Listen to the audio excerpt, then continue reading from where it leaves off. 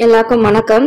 So series 1ல் பார்த்தேன், உங்களோட ரெஸ்பான்ஸ்லாம் நல்லாவே இருந்தது. ஸோ நம்ம இன்னைக்கு பார்க்க போகிறது வந்து சீரீஸ் 2 பார்க்க போகிறோம். ஐ திங்க் எல்லாம் ரெடியாக இருக்கீங்கன்னு நினைக்கிறேன். சரி, ஓகே போகலாங்களா? சரி, ஓகே. ஃபர்ஸ்ட் கொஸ்டின் பார்க்கலாம். பிசிராந்தையார் என்னும் நாடக நூலின் ஆசிரியர் யார்?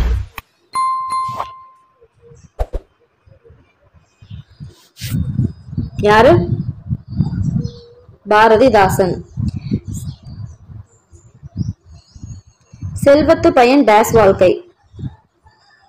அந்த கேப் வந்து ஃபில் பண்ணுங்க. ஓகே, இந்த செல்வத்து பையன் அந்த வாழ்க்கை, இந்த லைன் யார் சொன்னதுன்னு தெரியுங்களா? குன்றக்குடி அடிகளார் வந்து சொல்லியிருப்பாரு. என்ன வரும்? ஒப்புரவு. நாயன்மார் அடிச்சுவட்டில் குறச்செல்வம் ஆகிய நூல்களின் ஆசிரியர் யார்? நாயன்மார் அடிச்சுவட்டில் குறச்செல்வம் இந்த நூலோட ஆசிரியர் யார்? குன்றக்குடி அடிகளார். ஓகே. ஆற்றங்கரை நிலை கடற்கரை நிலை ஆகிய நூல்களின் ஆசிரியர்? சொல்லின் செல்வர்னு கூட சொல்லுவாங்க இவரை. அவரேதான், ராபி சேதுப்பிள்ளை. சுதந்திரம் எனது பிறப்பு உரிமை, அதை அடைந்தே தீர்வேன் என்று வீர முழக்கமிட்டவர் யார்? ஸோ இதை ஐஎன்எம்லையும் எடுத்துக்கலாம், தமிழ்லையும் எடுத்துக்கலாம், யூனிட் 8லையும் எடுத்துக்கலாம். யாரு? பாலகங்காதர திலகர். ஓகே, ஐஎன்எம் படி எடுத்துக்கிட்டோம்னா இது எப்போ இந்த முழக்கத்தை வந்து அவர் சொன்னாரு அப்படின்னு சொல்லிட்டு தெரியுங்களா? நோட் பண்ணுங்க, இது வந்து கொஸ்டின் கேட்டிருக்காங்க ப்ரீவியஸ் கொஸ்டின்ல. 1897. ஓகே. பாய காண்பது சுதந்திர வெள்ளம், பணிய காண்பது வெள்ளையர் உள்ளம் அப்படின்னு சொல்லிட்டு ஒரு பாடல் ஒண்ணு இருக்கு. அது பாடினது யாரு?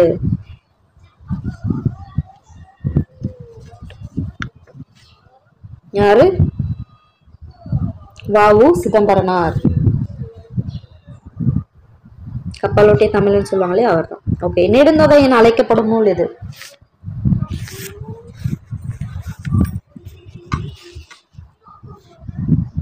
பதினெண் மேல் கணக்கு நூல்கள்ல ஒண்ணுதான் இந்த நூல். அகத்திணையை சேர்ந்தது. புறநானூறுக்கு அப்புறம் அதிகமான பாடல்களை கொண்டது. கண்டுபிடிச்சிட்டீங்க தானே? அகநானூறு. இது ஒரு ப்ரீவியஸ் கொஸ்டின் கூட. ஓகே. அறிவியலின் புனைக்கதைகளின் தலைமகன் என்று அழைக்கப்படுபவர் யார்?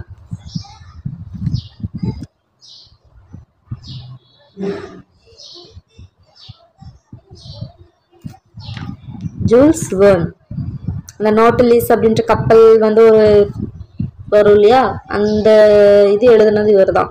ஸோ ஹாலிவுட் படம் பார்க்குறவங்களா இருந்தால் உங்களுக்கு நல்லாவே தெரிஞ்சிருக்கும்.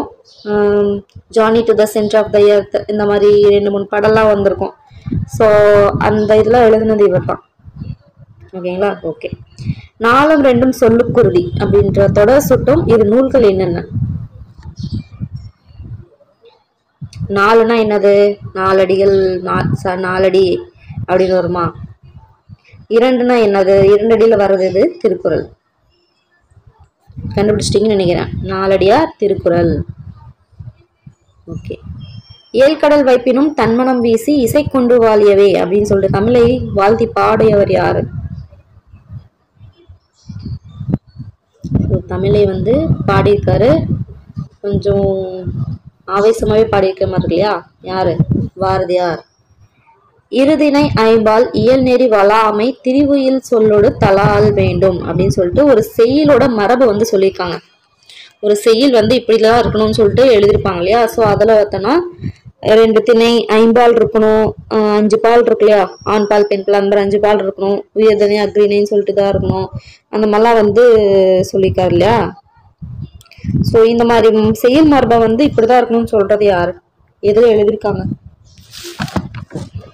ஸோ இலக்கணாவே நம்மளுக்கு என்னன்னு தெரிஞ்சுக்கணும், தொல்காப்பியம் அப்படின்னு தெரிஞ்சிடணும். ஓகே. பெரியாருக்கு முன் எழுத்து சீர்திருத்தம் செய்தவர் யார்?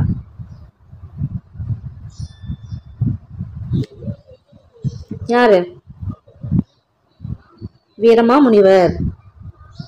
ஓகே. சந்திரிகையின் கதை என்னும் நூலின் ஆசிரியர் யார்? ரொம்பவே ஃபேமஸ் தான் இல்லையா? பாரதியார். கவிஞர் வைரமுத்துவின் 2003ஆம் ஆண்டு சாகித்ய அகாதமி விருது பெற்று தந்த நூல் எது? இதுவே நல்லா ஃபேமஸான ஒரு இதுதான். இதுலையுமே வந்து பார்த்தோன்னா கவிஞர் வைரமுத்துன்றது ஒரு கீ தான், 2003ன்றதும் இதுதான். ஸோ சாகித்ய அகாடமி விருது பெற்ற நூல் எது? கள்ளிக்காட்டு இதிகாசம். ஸோ அவர் எப்போ வாங்கினார்னு கூட கேட்கலாம். 2003ன்றது கீவேர்டு தான். ஸோ இல்லை கள்ளிக்காட்டு இதிகாசம் இதுக்காக யார் வாங்கினாங்க அப்படின்னு கூட கேட்கலாம். ஸோ வந்து நோட் பண்ணிங்க ரெண்டுமே. ஓகே. சிறுபஞ்சமூலத்தின் ஆசிரியர் யார்? இது வந்து ஒரு 17 மேற்கணக்கு நூல்களில் கீழ்கணக்கு நூல்களில் ஒன்று. யாரு? காரியாசன். ஓகே. ஆண்டாளை யாரின் வளர்ப்பு மகள் என்பர்? ஸோ ஆண்டாளை வந்து பூந்தோட்டத்தில் கண்டுபிடிச்சி ஒருத்தர் எடுத்து வளர்ப்பாரு அப்படின்னு சொல்லிட்டு நம்ம கேள்விப்பட்டிருக்கோம் இல்லையா? மகாலட்சுமியோட அவதாரம் ஆண்டாள் அப்படிலாம் தெரியும். ஸோ அவர் எடுத்து வளர்த்துறது யாரு? பெரியாழ்வார். ராவண காவியத்தில் உள்ள காண்டங்கள் மற்றும் பாடல்கள் எத்தனை காண்டம் இருக்கு, எத்தனை பாடல்கள் இருக்கு? ரொம்பவே ஒரு முக்கியமான ஒரு கொஸ்டின். ராவண காவியம் எழுதுனது யாருன்னு தெரியுங்களா? கீழே கமெண்ட் பண்ணுங்க பார்க்கலாம். எத்தனை காண்டம்? 5 காண்டம், 3100 பாடல்கள். கலித்தொகையின் மருதத்திணை பாடல்களோட ஆசிரியர் யார்? ஸோ கலித்தொகையில ஒன்னொன்னும் இருக்காங்க. அதாவது குறிஞ்சி முல்லை மருதம் நெய்தல் பாலைன்னு சொல்லிட்டு அது ஒவ்வொன்றுக்கும் ஒவ்வொரு திணை பாடல் ஆசிரியர்கள் வந்து இருக்காங்க. அந்த மாதிரி மருத திணைக்கு வந்து ஒருத்தர் இருக்காரு, அது பேர்லயே கூட இருக்கு, மருதன் இளநாகனார். பேச்சு மொழிக்கும் எழுத்து மொழிக்கும் உள்ள வேறுபாட்டை தொல்காப்பியர் எந்த மாதிரி சொல்றாரு? அதாவது பேச்சு மொழிக்கும் எழுத்து மொழிக்கும் இருக்கிறது என்ன சொல்லுவாங்கன்னா இரட்டை வழக்கு மொழி அப்படின்னு சொல்லுவாங்க. நார்மலா இரட்டை வழக்கு மொழி அப்படின்னு சொல்லுவாங்க. ஸோ இதை தொல்காப்பியர் வந்து என்னன்னு சொன்னாரு? இவை இரண்டும் எது? உலக வழக்குன்னு சொன்னாரு, செய்யுள் வழக்கு அப்படின்னு சொல்லிட்டு சொன்னாரு. அதாவது செய்யுள் வழக்குனா செய்யுள்படி, அதாவது செய்யுள்படி நம்ம என்ன பண்ணுவோம், அதை பேசுறதே பார்த்தோம்னா ஒரு இலக்கண மரபுப்படி நம்ம பேசுவோம் இல்லையா? அதுதான் செய்யுள் வழக்கு அப்படின்னு சொல்லிட்டு ஒரு இது இருக்கு. ஸோ இது வந்து பார்த்தோன்னா எழுத்து வழக்குல வரும். இதே பேச்சு மொழி அப்படின்னு வரும்போது என்ன? அது உலக வழக்கு. உலக வழக்குன்னா என்னது? நம்ம பேசுறது. ஸோ ஒவ்வொரு இடத்துக்கும் பேஸ் பண்ணி வந்து தமிழ் மொழி வந்து மாறுபடும் இல்லையா? ஸ்லாங் வந்து மாறும் இல்லையா? ஸோ அந்த மாதிரி உலக வழக்குன்னா என்னது? உலகத்துல அவங்க பேசுறதை வச்சு பண்ணுவாங்க, அதுதான் பேச்சு மொழி. ஸோ அதை தான் வந்து ரெண்டா அப்படி வந்து சொல்லியிருப்பாரு யாரு? தொல்காப்பியர் வந்து சொல்லியிருப்பாரு. ஓகேங்களா? ஸோ என்னது? உலக வழக்கு, செய்யுள் வழக்கு அப்படின்வாங்க. அதே மாதிரி பார்த்தோம்னா இது வேற என்ன சொல்லுவாங்கன்னா இரட்டை வழக்கு மொழி அப்படின்னு சொல்லுவாங்க. பட் தொல்காப்பியர் என்ன சொல்லியிருக்காருன்னா உலக வழக்கு, செய்யுள் வழக்கு அப்படின்னு சொல்லிட்டு ரெண்டா சொல்லியிருக்காரு. ஓகேங்களா? ஓகே. 20. என் கதை என்னும் நூலின் ஆசிரியர் யார்? என் கதை, சங்கொலி, மலைக்கல்லன், இந்த மாதிரி இந்த மாதிரி நூல் வந்து எழுதியிருக்காரு. நிறைய எழுதியிருக்காரு. ஸோ குறிப்பிடத்தக்க நூல்னா இதுதான், சங்கொலி, மலைக்கல்லன். இந்த மாதிரி யாரு? நாமக்கல் கவிஞர். ஓகே. நாட்டுப்புற இசை எளிமையாக கையாண்டு கவிதைகள் எழுதியவர் யார்?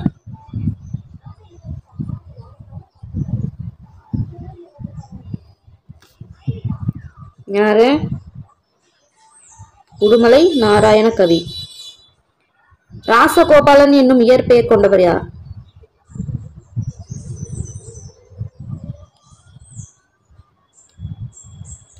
யாரு? சுரதா. அவருடைய இயற்பெயர் தான் என்னது? சுரதா. ராசகோபாலன்.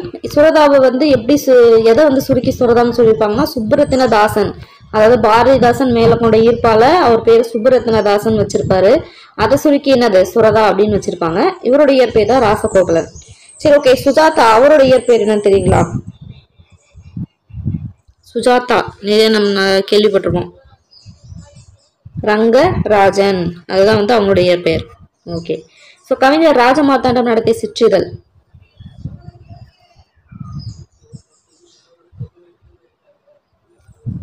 என்ன? அது கொல்லிப்பாவை அப்படின்ற ஒரு சிற்றிதழ் வந்து எழுதினாரு, நடத்திட்டு வந்தாரு. ஸோ இது மட்டும் இல்லாம பார்த்தோம்னா தினமணிக்கு உதவி ஆசிரியராகவும் இருந்தாரு. தினமணி தெரியும் இல்லைங்களா, இப்போ நியூஸ் பேப்பர் நம்ம படிக்கிறோம் இல்லையா, அந்த தினமணியோட உதவி ஆசிரியராகவும் இருந்தார். ஓகேங்களா, ரெண்டுமே நோட் பண்ணிக்கணும். ஓகே, நாட்டுப்புற பாடல்களை கீவா ஜெகநாதன் எந்நூலி தொகுத்துள்ளார். அங்கங்க இருக்கிற நாட்டுப்புற பாடல்ல எல்லாமே தொகுத்து ஒரு நூல்ல வந்து தொகுத்திருக்காரு கீவா ஜெகநாதன் அப்படின்றவரு. ஸோ அந்த நூலோட பேர் என்ன? மலையருவி. இதுவுமே கீவேர்ட் தான்.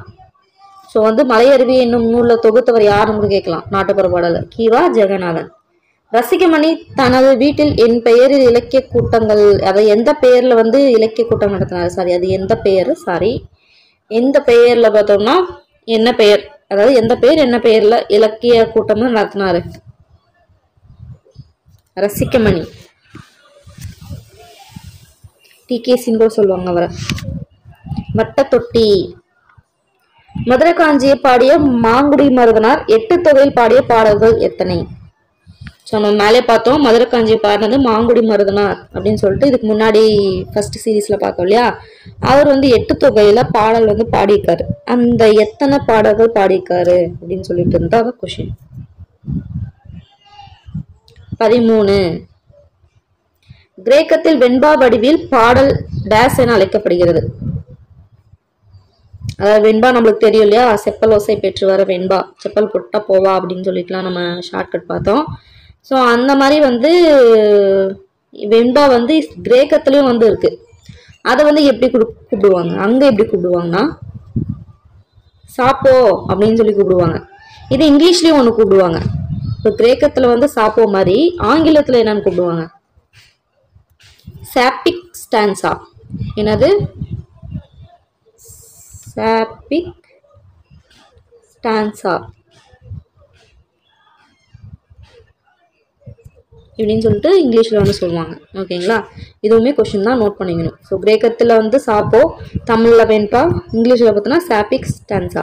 ஓகேங்களா. ஓகே, உணவெனப்படுவது நிலத்தோடு நீரே அப்படின்னு சொன்ன நூல் எது? நம்மளுக்கு நல்லாவே தெரியும், உண்டி கொடுத்தோர் உயிர் கொடுத்தோரே அப்படின்னு சொல்லி ஸ்டார்ட் ஆகும். அதில் தான் உணவெனப்படுவது நிலத்தோடு நீரே அப்படின்னு சொல்லிட்டு சொல்லியிருக்காங்க. அதாவது உணவு ப்ளஸ் தண்ணி ரெண்டும் சேர்த்தது தான் உணவு அப்படின்னு சொல்லியிருப்பாங்க. இது எழுதுனது யாருன்னு பார்த்தோம்னா குடப்புலவியார். இவ்வளவு கூட கொஸ்டின் கேட்பாங்க, எழுதுனது யாருன்னு சொல்லி கேட்கலாம். நூலுன்றது போல யாருன்னு கேட்டாங்கன்னா என்னன்னு சொல்லணும்? குடப்புலவியனார். என்னது? புறநானூறு. தை மாதம் முதல் நாளில் என்ன ஆண்டு தொடங்குகிறது? திருவள்ளுவர் ஆண்டு. திருவள்ளுவர் ஆண்டு தொடங்குகிறது. தை மாதம் 2ஆம் நாளை வந்து என்னன்னு கொண்டாடுறாங்க? திருவள்ளுவர் ஆண்டு அப்படின்னு சொல்லி, திருவள்ளுவர் நாள் அப்படின்னு சொல்லி கொண்டாடுறாங்க. ஓகேங்களா, தொடங்குறது வந்து தை மாதம் முதல் நாள்ல வந்து திருவள்ளுவர் ஆண்டு தொடங்கும். தை மாதம் 2ஆம் நாளை வந்து திருவள்ளுவர் நாள் அப்படின்னு சொல்லி கொண்டாடுறாங்க. ஓகேங்களா. ஓகே, காமராசர் எங்கு உள்ள தலைப்பாலத்தை காரணம் காட்டி 3 மைல் தூரத்திற்கு ஒரு பள்ளி என்ற விதியை தளத்தை ஏற்பாடு செய்வதாக கூறினார். அதான் என்ன பண்ணுவாரு, அப்போ வந்து மழை பயங்கரமா வந்து என்ன பண்ணும், வெள்ளம் போயிட்டு காட்டாத மாதிரி போயிட்டு இருக்கோம். அப்போ வந்து கேட்பாரு, இந்த பக்கம் ஊர் இருக்கவங்களாம் வந்து எப்படி இப்போ படிப்பாங்க அந்த மாதிரி வெள்ளம் வந்தப்ப அப்படின்னு சொன்னோடனே, அந்த வெள்ளம் வழிய வரைக்கும் யாருமே ஸ்கூலுக்கு போக மாட்டாங்க அப்படின்னு சொல்லிட்டு அவரோட உதவியாளர் ஒருத்தர் வந்து சொல்லுவாரு. அதுக்கு வந்து என்ன பண்றாருன்னா, அப்ப அந்த இதுக்கு அப்ப அந்த பக்கம் வந்து ஒரு ஸ்கூல் வந்து கட்டிருங்க அப்படின்னு சொல்லுவாரு. அவர் என்ன விதி போட்டிருப்பாருன்னா, 3 மைல் ஒரு தூரத்துக்கு வந்து ஒரு பள்ளி அப்படின்ற விதி வந்து அவர் போட்டிருப்பாரு. பட் வந்து அந்த விதியை வந்து அவரே வந்து என்ன பண்ணுவாரு, தளர்த்துவாரு. அதாவது மக்களுக்காகத்தான் வந்து சட்டமே தவிர சட்டத்துக்காக மக்கள் கிடையாது. ஸோ அப்படின்னு சொல்லிட்டு என்ன பண்ணுவாரு, அந்த விதியை தளர்த்தி அங்க ஒரு இதை கட்டுங்க அப்படின்னு சொல்லிட்டு ஒரு ஊர்ல வந்து சொல்லுவாரு. அந்த ஊர் என்ன ஊர் அப்படின்னு சொல்லிட்டு தான் வந்து கொஸ்டின். என்ன ஊரு? பரமக்குடி. அடுத்து, கல்விக்கண் திறந்த காமராசர் என்று மனதார பாராட்டியவர் யார்? காமராசர்னா நம்மளுக்கு நல்லாவே தெரியும், கல்விக்கண் திறந்தவர், கிங் மேக்கர், அதாவது தலைவர்களை உருவாக்குபவர், கருப்பு காந்தி, காலா காந்தி அப்படிலாம் நம்ம சொல்லுவோம் தெரியும். ஸோ இதுல கல்விக்கண் திறந்த காமராசர் அப்படின்னு சொல்லிட்டு அவரை வந்து ஏன் பாராட்டினாங்க? நிறைய ஸ்கூல்ஸ்லாம் அவர் ஓப்பன் பண்ணியிருப்பாரு. குழந்தைங்க வந்து இப்போ வரணும் அப்படின்றதுக்காக நிறைய திட்டங்கள் வந்து வகுத்துப்பாரு. மதிய உணவு திட்டம், சீருடை திட்டம், இந்த மாதிரிலாம். ஸோ அப்படின்றதுனால அவர் வந்து கல்விக்கண் திறந்த காமராசன் பாராட்டியிருப்பாரு ஒருத்தர். யாரு? பெரியார். ஓகே, தமிழ்நாட்டில் காமராஜர் பல்கலைக்கழகம் எங்குள்ளது? ரொம்ப முக்கியம், இது ஒரு ப்ரீவியஸ் கொஸ்டின். எது? மதுரை. மதுரையில தான் காமராஜர் பல்கலைக்கழகம் இருக்கு. அதே மாதிரி எங்கு உள்ள உள்நாட்டு விமான நிலையத்தில் காமராஜர் பெயர் வந்து சூட்டப்பட்டுள்ளது? எங்க இருக்கிறதுக்கு? சென்னை. ஓகே. ஸோ காமராஜருக்கு மணிமண்டபம் கட்டியிருக்காங்க. ஸோ அது எப்போ கட்டினாங்கன்றது தெரியும். அக்டோபர் 2 2000 அந்த ஆண்டு வந்து கட்டியிருக்காங்க தெரியும். ஸோ அது எப்போ எங்கே கட்டியிருக்காங்க அப்படின்றது சொல்லிட்டு கொஷின். எங்கே? கன்னியாகுமரி. டேட்டு ஞாபகம் வச்சுக்கணும், ஊரு ஞாபகம் வச்சுக்கணும். 2 அக்டோபர் 2000. நாலடியார் எண்ணூலுக்கு இணையாக வைத்து போற்றப்படுகிறது.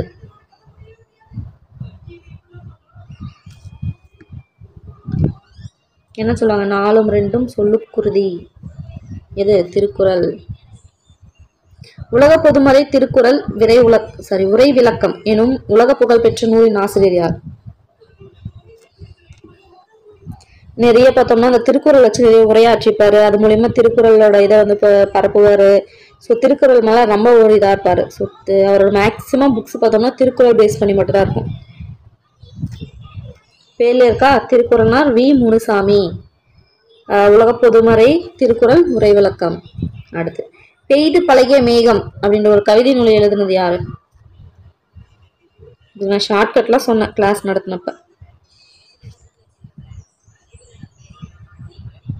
என்னது? தேனரசன். மேகத்துல வந்து தேனா பெஞ்சது அப்படின்னு ஞாபகம் சொன்னேன். அடுத்து சரஸ்வதி மாலை என்னும் நூலின் ஆசிரியர் யார்? வேற என்ன எழுதியிருக்காரு அவரு? திருவானைக்காவுலா, பரம்பிரம்ம விளக்கம், சித்திரமடல், இந்த மாதிரி இதெல்லாம் வந்து எழுதியிருக்காரு. யாரு? காலமேக புலவர். இவரோட இயற்பெயர் என்னன்னு தெரியுங்களா? என்னது? வரதன். ஏன் இவர் காலமேக புலவர்னு சொல்லுவாருன்னு தெரியுங்களா? மேகம் மாதிரி அப்படி பொழிவார் கவிதை, அதனால்தான். ஓகேங்களா? ஸோ இதெல்லாம் வந்து ஸ்டேட்மெண்ட்ல கேட்பாங்க. ஓகேங்களா? ஸோ சரஸ்வதி மாலை என்னும் நூலின் ஆசிரியர் காலமேக புலவர். ஓகே. பழமொழி நானூறின் ஆசிரியர் முன்றுரை அறையினார் பாடிய கடவுள் வாழ்த்து மூலம் அவர் எச்சமத்தை சார்ந்தவர் என்று அறிய முடிகிறதுன்றாங்க. இது சமண சமயம். மேக்சிமம் பார்த்தோம்னா சமண சமயம் தான் வருவாங்க. அந்த கீழ்கணக்கு நூல்கள்ல வருவாங்க. ஒருத்தர் தான் வந்து ஐ திங்க் ஆசார கோவை நினைக்கிறேன். அது எழுதுன ஒரு பெருவாய் மொழியினர் மட்டும்தான் வைணவ சம்திங் ஏதோ வரும். ஸோ அதை பார்த்துக்கோங்க. பட் மேக்ஸிமம் பார்த்தோம்னா எல்லாமே சமணம் சேர்ந்தவங்க தான் வருவாங்க. ஃபார் எக்ஸாம்பிள் பார்த்தோம்னா நாலடியார் பார்த்தோம்னா கீழ்கணக்கு நூல்கள். ஸோ அதில் பார்த்தோம்னா சமண முனிவர்கள் எழுதின தொகுப்பு தான் நாலடியார்னு பார்த்துருக்கோம். ஸோ அதே மாதிரி பார்த்தோம்னா நிறைய பேர் பார்த்தோம்னா சமண முனிவர்களாக தான் இருப்பாங்க. அங்கே சமணத்தை சேர்ந்தவங்கள தான் இருப்பாங்க புலவர்கள். ஓகே, அடுத்து பார்க்கலாம். ஏழ்கடல் வைப்பினும் தன்மனம் வீசி இசை கொண்டு வாழிரை. ஓகே, இது நம்ம பார்த்துட்டோம் பாரதியார்னு சொல்லிட்டு. ஓகே, அடுத்து பார்க்கலாம். பாவலர் மணி என்று புகழப்படுபவர் யார்? இதெல்லாம் யோசிக்கவே கூடாது. வாணிதாசன். அவர் தான் என்னன்னு சொல்றாங்க சிறப்பு பெயர்? பாவலர் மணி. வேற என்ன சொல்லுவாங்க அவரோட சிறப்பு பெயர்? இன்னும் ஃபேமஸான ஒண்ணு இருக்கு. தமிழகத்தின் ஃபில் பண்ணுங்க, கீழே ஃபில் பண்ணி கீழே எனக்கு கமெண்ட் பண்ணுங்க. ஓகேங்களா? சரி. திராவிட மொழிகளின் ஒப்பிலக்கணம் என்னும் நூலை எழுதியவர் யார் மற்றும் எழுதப்பட்ட ஆண்டு என்ன? இந்த கொஸ்டின்லாம் யோசிக்கவே கூட டக்குன்னு போட்டுருணும். கால்டுவெல் 1856. ஓகே. திருக்குறளின் நகைச்சுவை என்னும் நூலின் ஆசிரியர் யார்? முன்ன கூட பார்த்தோம். இவரோட மேக்சிமம் நூல் பார்த்தோம்னா திருக்குறள் பேஸ் பண்ணி தான் இருக்கும் அப்படின்னு சொல்லிட்டு கூட நம்ம பார்த்தோம்.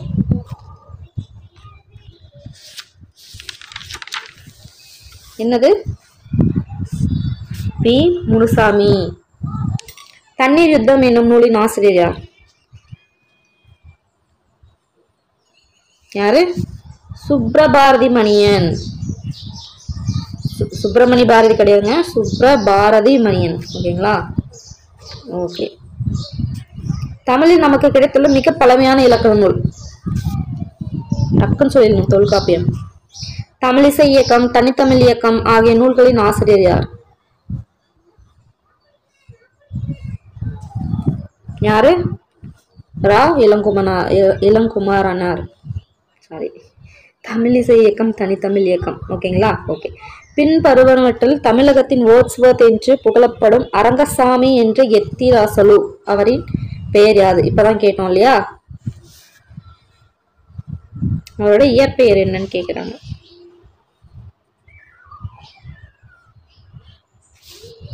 ராசகோபாலன். காத்து நொண்டி சிந்து அப்படின்ற நூலோட ஆசிரியர் யாரு? ஆக்சுவலி பார்த்தோம்னா ஆன்சர் என்னன்னு வரும்னா வெங்கம்பூர் சுவாமிநாதன் அப்படின்னு சொல்லிட்டு வரும். ஸோ ஆக்சுவலி இது என்னன்னு பார்த்தோம்னா பஞ்சகும்மி அப்படின்னு சொல்லிட்டு சேராசு வந்து தொகுத்திருப்பாரு. ஓகேங்களா, அந்த நூல்ல வெங்கம்பூர் சாமிநாதர் இயற்றிய கோணக்காத்து பாடல், அந்த கோணக்காத்து பாடலுக்கு இன்னொரு பேரு தான் அந்த அந்த கோணக்காத்து பாடல்ன்றது பார்த்தோம்னா அந்த காத்து நொண்டி சிந்து அப்படின்ற ஒரு வகையை சேர்ந்தது. இது எழுதுனது இயற்றியவர் யாருன்னு பார்த்தோம்னா வெங்கம்பூர் சாமிநாதன் வரும். தொகுத்தவர் வந்து சேராசு. ஓகேங்களா, கன்ஃபியூஸ் ஆகக்கூடாது. தொகுத்தவர் சேராசு. இந்த காத்து நொண்டி சிந்து அதாவது கோணக்காத்து பாடல் எழுதுனது யாரு பார்த்தோம்னா வெங்கம்பூர் சுவாமிநாதன். ஓகேங்களா, சரி, ஓகே. ஸோ பொருட்பால் இயல்பை வந்து சரியான வரிசையில் எழுதுங்க. ஸோ பொருட்பால் நம்மளுக்கு தெரியும் 3 இருக்குன்னு சொல்லிட்டு அந்த 3 வந்து வரிசையா சரியான வரிசைப்படுத்தி எழுதுங்க. ஃபர்ஸ்ட் அந்த அரசியல்ல என்ன இருப்பாங்க, அமைச்சர் இருப்பாங்க. அமைச்சர்கள்லாம் என்னன்னு கத்துவாங்க, ஒளிகன்னு கத்துவாங்க அப்படின்னு வச்சுக்கோங்க. ஓகே, ஆசிய ஜோதி என்னும் நூலின் ஆசிரியர் யார்? ஸோ ஆசிய ஜோதி அப்படின்ற ஆசிரியர் யாரு பார்த்தோம்னா ஆக்சுவலி பார்த்தோம்னா இது வந்து ஒரு மொழிபெயர்ப்பு நூல். லைட் ஆஃப் ஏசியா அப்படின்னு சொல்லிட்டு இங்கிலீஷ்ல யார் எழுதியிருப்பாங்கன்னு பார்த்தோம்னா எட்வின் அர்னால்டு. யாரு? எட்வின் அர்னால்டு அப்படின்றவர் எழுதியிருப்பாரு. அதை வந்து ஆசிய ஜோதி அப்படின்னு சொல்லிட்டு ஒருத்தர் வந்து மொழிபெயர்ச்சிருப்பாரு தமிழ்ல.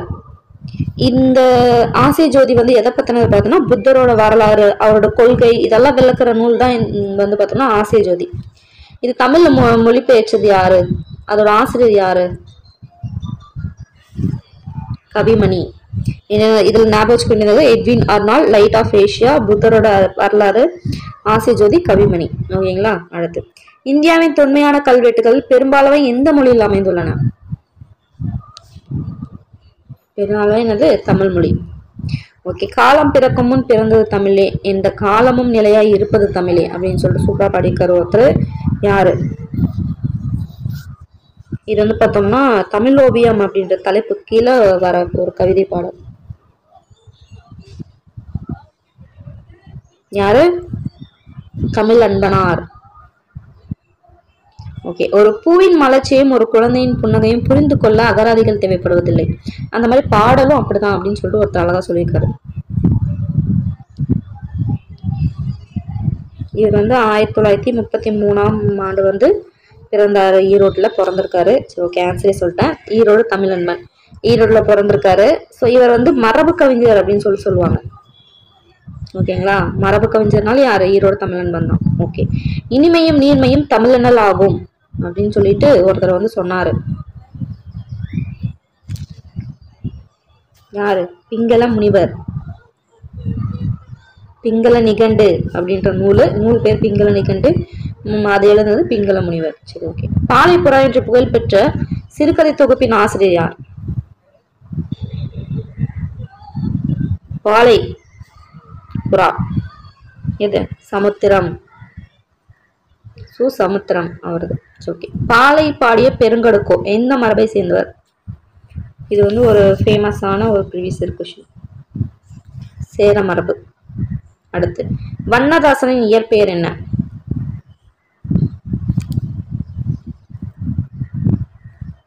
இயற்பெயர் என்ன? கல்யாண சுந்தரம். இவரை பத்தின எக்ஸ்ட்ராவா பார்க்கணும்னா 2016 தமிழகத்தோட சாகித்ய அகாடமி விருது பெற்றிருக்காரு. என்ன நூலுக்கான பார்த்தோம்னா ஒரு சிறு இசை அப்படின்ற ஒரு நூலுக்காக வந்து பார்த்தோம்னா இவர் வாங்கியிருக்காரு. ஸோ அது மட்டும் இல்லாமல் இவர் வந்து வண்ணதாசன் அப்படின்னு சொல்லிட்டு கதைகளையும் கல்யாண்ஜி அப்படின்னு சொல்லிட்டு கவிதையும் வந்து எழுதுவார் இவர். ஓகேங்களா, ஓகே, நோட் பண்ணிக்கோங்க.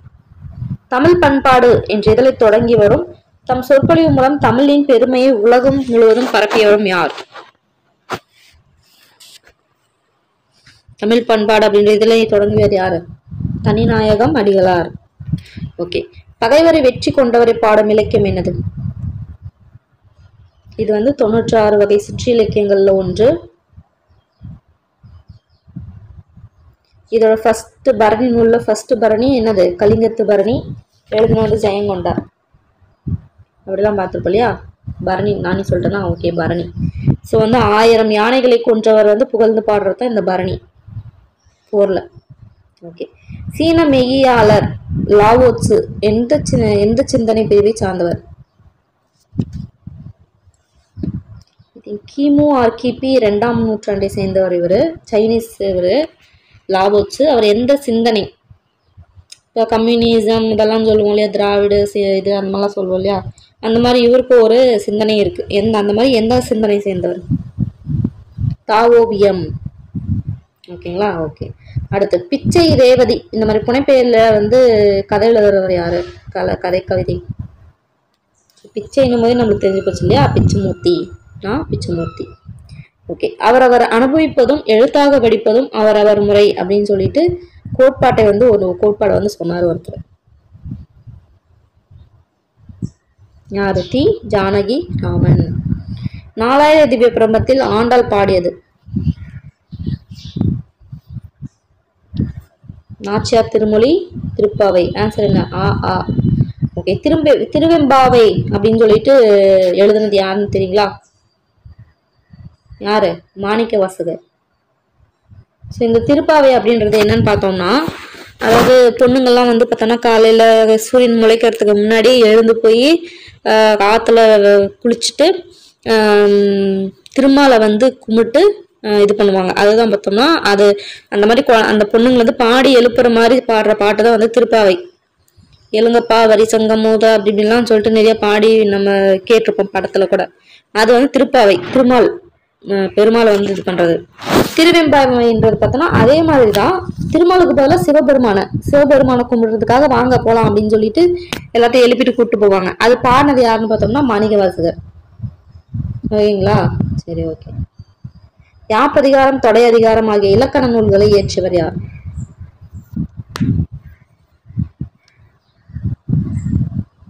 யாரு? புலவர் குழந்தை. இவர் வந்து இன்னொரு இது எழுதியிருக்காரு. இது ராவண காவியம் எழுதணும் புலவர் குழந்தை தான். ஓகேங்களா? ஓகே. தென்னகத்து பெர்னாட்ஷா டக்குன்னு சொல்லிடணும். யாரு? அறிஞர் அண்ணா. குறுந்தொகையின் ஆசிரியர் யார் மற்றும் அதில் உள்ள பாடல்கள் என்ன, எத்தனை? குறுந்தொகைன்றது ஃபர்ஸ்ட் அகத்தனியா புறத்தனியானீங்கன்னாவே ஒரு ஆப்ஷன் வந்து கலைஞ்சு போயிடும்.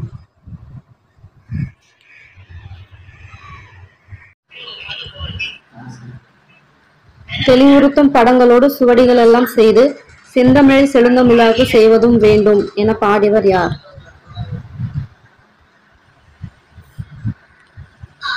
பாரதிதாசன். தமிழக அரசின் சார்பில் பசும்பொன் முத்துராமலிங்க தேவருக்கு ஆண்டுதோறும் விழா எடுக்கப்படும் நாள் என்ன? அக்டோபர் 30. அதாவது அவரோட பிறந்த நாள்னு எடுத்துக்கலாம், அவரோட இறந்த நாள் ரெண்டுமே அதேதான். 30/10 தான் வந்து பிறந்திருப்பாரு. அதே 30/10 தான் இறந்தும் போயிருப்பாரு. ஸோ அந்த நாளில் அதை தான் பார்த்தோம்னா அவருக்கு வந்து விழா எடுக்கிற நாளாக இது பண்றாங்க. இதுக்கு அடுத்து யாருடைய பிரசங்கத்தையும் பாரதியும் பாட்டையும் கேட்டால் செத்த பிணம் உயிர் பெறும், புரட்சி ஓங்கும், நாடு 5 நிமிடங்களில் விடுதலை பெறும் என நீதிபதி விகே கூறினார்?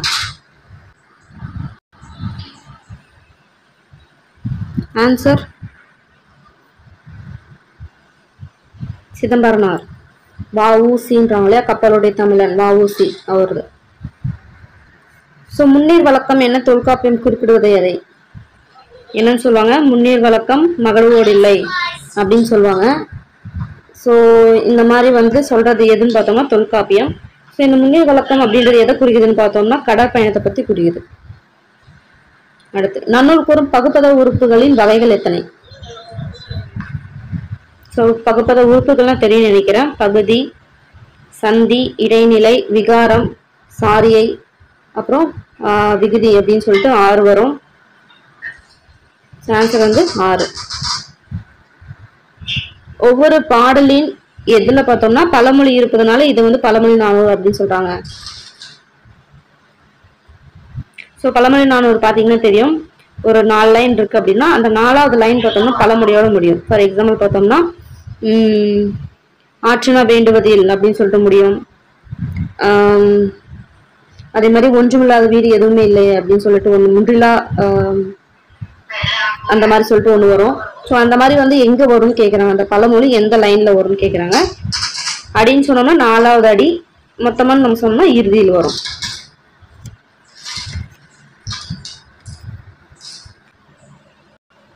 அதே மாதிரி திக்கெல்லாம் புகழும் திருநெல்வேலி மற்றும் தன்பொருணை புனல் நாடு என்று திருநெல்வேலியை பற்றி பாடியவர்கள் யார் யாருன்னு கேட்குறாங்க. இது வந்து 2 கொஸ்டின் எடுத்துக்கலாம். ஃபர்ஸ்ட் பார்த்தோம்னா திக்கெல்லாம் புகழும் திருநெல்வேலி அப்படின்னு சொன்னது யாரு, தன்பொருணை புனல் நாடுன்னு சொன்னது யாருன்னு சொல்லிட்டு கூட தனித்தனியாக எடுத்துக்கலாம். ஸோ ஃபர்ஸ்ட் திக்கெல்லாம் புகழும் திருநெல்வேலி அப்படின்னு சொன்னது யாரு, திருஞான சம்பந்தர். ஸோ அந்த மாதிரி தன்பொருணை புனல் நாடுன்னு சொன்னது திருநெல்வேலியா, சேர்க்கல. ஸோ ஆன்சர் வந்து ஏ. நடுவண் அரசு எந்த ஆண்டு அண்ணா நினைவாக அவர் உருவம் பொறிக்கப்பட்ட 5 ரூபாய் நாணயத்தை வெளியிட்டது? ஸோ நினைவு குறிக்கவங்களே என்ன பண்ணாங்க, 5 ரூபாய் ஒரு உருவம் பொறிக்கப்பட்ட 5 ரூபாய் நாணயத்தை வந்து வெளியிட்டாங்க. அது எந்த ஆண்டு?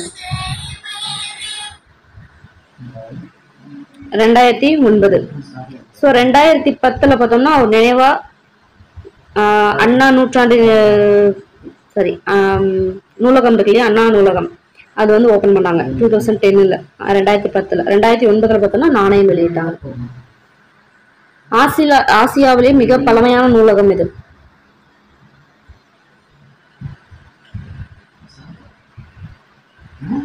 தஞ்சை சரஸ்வதி மகால் நூலகம். ஸோ அது எந்த அளவுக்குன்னா மராத்தா காலத்துல இருந்தே இருக்கு. மராத்தார்கள் இருப்பாங்க இல்லையா, அவங்க வந்து எடுத்து பராமரிச்ச ஒரு நூலகம்னு கூட சொல்லலாம். ஸோ அந்த அளவுக்கு மிக பழமையான ஒரு நூலகம் தான் இந்த தஞ்சை சரஸ்வதி மகால் நூலகம். ஓகே, இது வந்து ஒரு ப்ரீவியஸ் கொஸ்டின். சிறுபஞ்ச மூலம், அதாவது ஒவ்வொன்றும் ஒவ்வொரு டைப் இருக்கும் இல்லையா, ஸோ அது என்னென்ன டைப்பான இலக்கியம் அப்படின்னு சொல்லிட்டு கேட்குறாங்க. ஃபர்ஸ்ட் சிறுபஞ்ச மூலம்னா எது, குடும்ப விளக்குனா எது, சீவக சிந்தாமணி, குறுந்தொகை, இது ஒன்னொன்னு எதுன்னு சொல்லிட்டு மேட்ச் பண்ணணும். ஸோ ஈஸியா வந்து சொல்லணும்னா குடும்ப விளக்கு பார்த்தோம்னா என்னது, இப்போ எழுதுனது இல்லையா, பாரதிதாசன் எழுதுனது, தற்கால இலக்கியம். அடுத்து காப்பியம், சீவக சிந்தாமணினாவே நம்மளுக்கு காப்பியம் வந்து சீவக சிந்தாமணி, மணிமேகலை, சிலப்பதிகாரம் எல்லாம். ஸோ காப்பிய இலக்கியம். ஸோ அதுக்கப்புறம் நம்மளுக்கு நல்லாவே தெரியும் சிறுபஞ்சமூலம் கீழ்கணக்கு நூல்கள்னாவே என்னது, அற இலக்கியம் அப்படின்னு சொல்லிட்டு வரும் தெரியும். நீதிநூல் இலக்கியம், நீதிநூல், அதே மாதிரி அறநூல் அப்படின்வாங்க. இதே குறுந்தொகை வந்து மேல் கணக்கு நூல்கள். ஸோ அது என்ன சொல்லுவாங்க, சங்க இலக்கியம் அப்படின்னு சொல்லிட்டு சொல்லுவாங்க. அடுத்து, நான் இன்னும் வாசிக்காத நல்ல புத்தகம் ஒன்றை வாங்கி வந்து என்னை சந்திப்பவனே என் தலை சிறந்த நண்பன் அப்படின்ற கோட் சொன்னது யாரு? ரொம்பவே ஒரு ஃபேமஸான கோட்ஸ். அவங்க அப்பா வந்து செருப்புலாம் வச்சாரு அப்படின்வாங்க. Abraham Lincoln. ஓகே. நோபல் பரிசு பெற்ற எர்னட் ஹெமிங்வே உலக புகழ் பெற்ற குறுநாவலின் பெயர் என்ன? சரி, இந்த நாவல் வராது, குறுநாவல். கிழவனும் கடலும். ஸோ தண்ணீர் பார்த்தோம்னா வைரமுத்துவோட கவிதை. அடுத்து, புலவர் குழந்தையின் ராவண காவியம் காலத்தின் விளைவு, ஆராய்ச்சியின் அறிகுறி, புரட்சி பொறி, உண்மையை உணர வைக்கும் உன்னத நூல் அப்படின்னு சொன்னது யாரு? ரொம்பவே ஒரு ஃபேமஸ். ராவண காவியம்னாவே மெயின் வந்து ஒன்று அதில் எத்தனை காண்டம், அதுக்கப்புறம் எத்தனை நூல்னு ஒரு கொஸ்டின் வரும் மேக்சிமம். இன்னொன்று பார்த்தோம்னா இந்த கோர்ஸ் கொடுத்து கேட்பாங்க, அது யார் சொன்னாங்கன்னு சொல்லிட்டு. யாரு? அண்ணா. அதே மாதிரி ஆசிய கண்டத்துல மிகப்பெரிய நூலகம் பழமையானதுன்னு பார்த்துட்டோம். பெருசு எது ஆசிய கண்டத்துல? எது? சீனா. ஓகே, இது நம்ம ஏற்கனவே பார்த்துட்டோம்.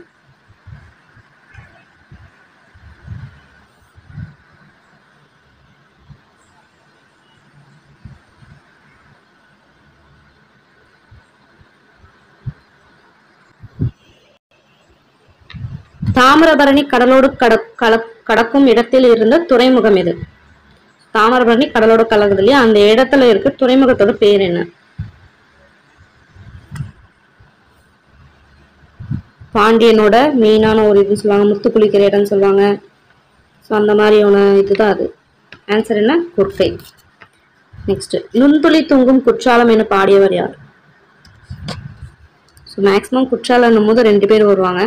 திரிகூட ராசப்ப கவிராயர் அப்படின்னு சொல்லிட்டு இன்னொருத்தர் வந்து வருவார். அவரு ஒரு அதிக அளவில் வந்து இதை பத்தி பாடியிருப்பாரு. திருஞான சம்பந்தர்.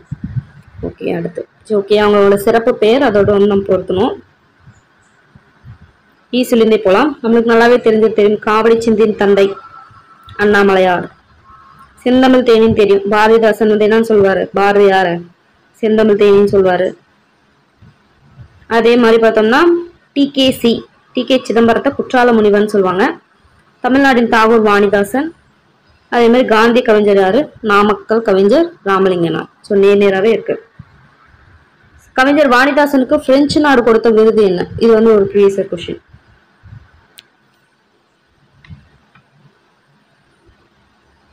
பிரெஞ்சுனாவே என்ன வரும், செவாலியர் விருதுன்னு வரும். ஓகே, அடுத்து தற்கால வழக்கில் இல்லாததும் செய்யுள் வழக்கில் மட்டுமே உள்ளதுமான வினைமுற்று விதியை தேர்க.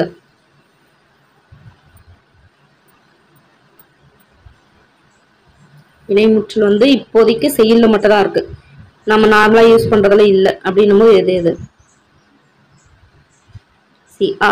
ரெண்டு இயர் ரெண்டும். வருமுன் நோயை காப்பாயே வையை புகழ வாழ்வாயே, இது சொன்னது யாரு?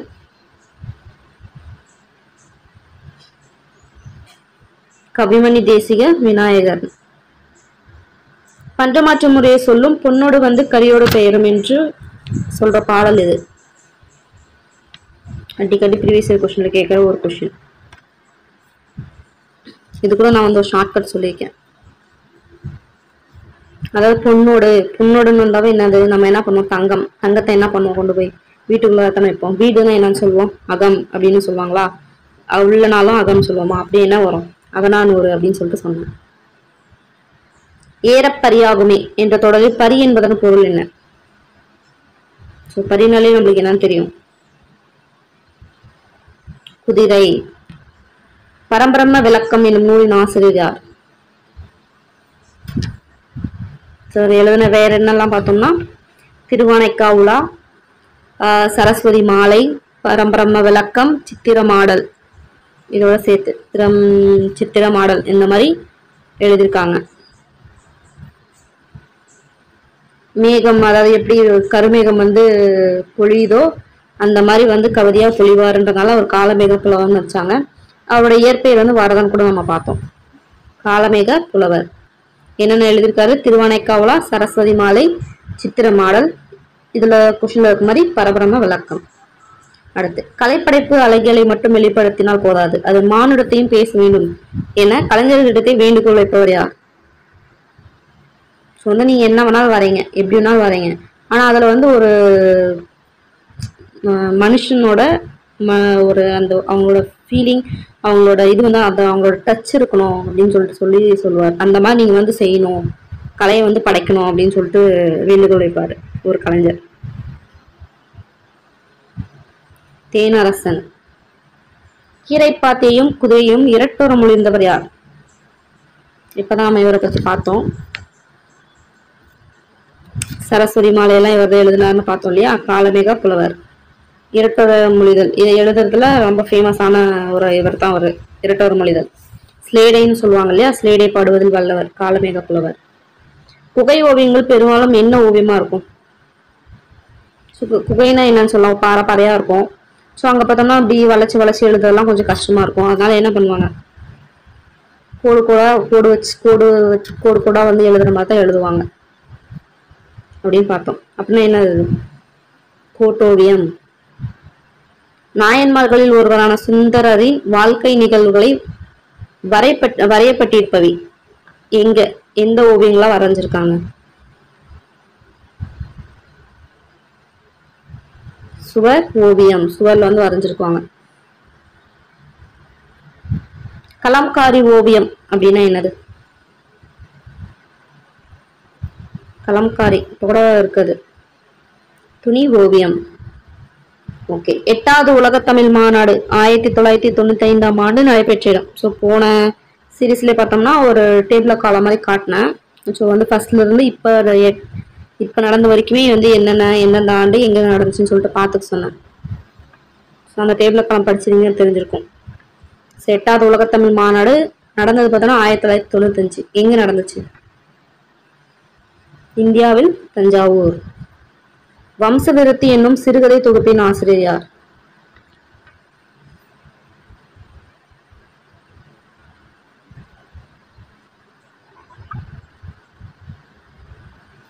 முத்துலிங்கம். அதே மாதிரி 6ஆம் திணை அப்படின்ற ஒரு சிறுகதையோட ஆசிரியரும் முத்துலிங்கம். தகப்பன் கொடி புதினத்திற்காக 2003ஆம் ஆண்டு தமிழக அரசின் விருது பெற்றவர் யார்?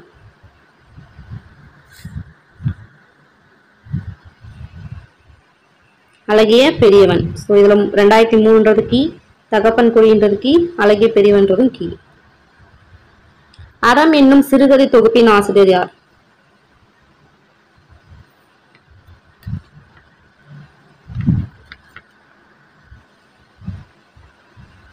ஜெயமோகன். சிந்துவெளி பண்பாட்டின் திராவிட அடித்தளம் அப்படின்னு சொல்லிட்டு ஒரு நூல் வந்து எழுதியிருக்காங்க. இந்திய ஆட்சி பணி தேர்வை முதலாக தமிழில் எழுதி தேர்ச்சி பெற்றவும் இவர் தான். நிறைய இடத்துக்கெல்லாம் போய் தேடி அடைஞ்சு நிறைய கண்டுபிடிச்சிருக்காரு. இவர் வந்து ஒரு IAS. தமிழிலே எழுதி ஃபர்ஸ்ட் பாஸ் ஆனாரு IAS. இது ஆர் பாலகிருஷ்ணன். திருப்புகழின் ஆசிரியர் யார்?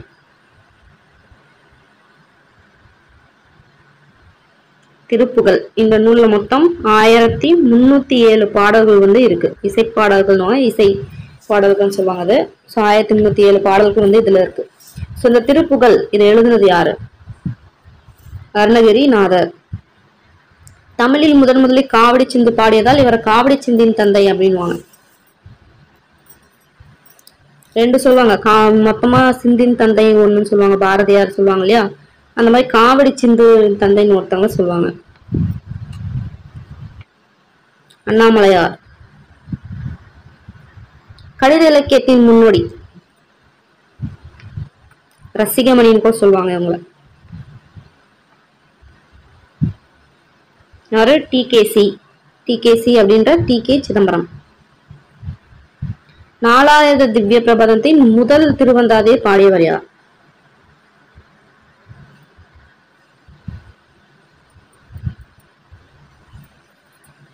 யாரு? பொய்கை ஆழ்வார். 2வது பாடினது பூதத்தாழ்வார். 3வது பேயாழ்வார். அதுக்கடுத்து திருமலிசை ஆழ்வார் அப்படின்னு வருவாங்க. 4வது அந்தாதி வந்து திருமலிசை ஆழ்வார். ஸோ 1 பார்த்தோன்னா பொய்கை ஆழ்வார், அடுத்து பூதத்தாழ்வார், அடுத்து பேயாழ்வார், அடுத்து திருமலிசை ஆழ்வார். ஓகேங்களா? அவ்வளோதான்.